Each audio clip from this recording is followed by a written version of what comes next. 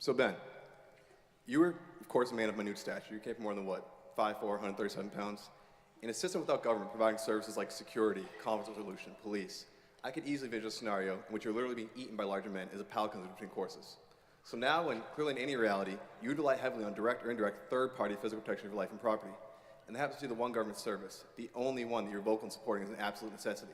The government exists solely to, quote your words here, protect you from other people. You've said government should provide security and conflict resolution, and that's it. Unstated, just how you arrived at this government should provide formulation. One that necessarily includes you forcing someone else's labor and forcing someone else to pay for it. The fact is there are many people who do just fine in a stateless society, be capable of protecting themselves without government security. And so the thing is, here you are, a rather petite individual, clearly leeching off the government program Law and Order, saying others should be forced to pay to protect your life and your property.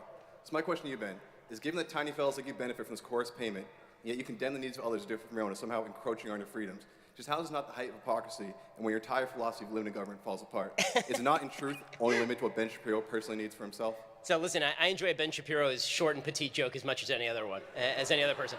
But a couple of quick things. First of all, just as a matter of fact, I should explain that I do expend hundreds of thousands of dollars a year on my own personal security. So if the idea is that I'm leeching off the government, no, I'm definitely paying for my own personal security. If the idea is that when it comes to policing, the idea of police is that police is a public good. Okay, the description of a public good in economics is a good that is non-rivalrous and non-excludable, meaning a good that cannot be denied to anybody who is within its purview, and also cannot be excluded for anybody who is within its purview. The fact is that when it comes to leeching, if you were to consider a public good by the amount of what I pay in and what I get out, in terms of taxes, I pay in vastly more than many people who benefit from the services of the police department. But the point of having a police department is that the police department is supposed to protect the community, meaning that they shouldn't be picking and choosing the houses on my street that they protect, because that has bleed-over effects and externalities, including the safety level on my street. So no, I do not think that it is me disproportionately drawing from the system to suggest that there be public policing. I think that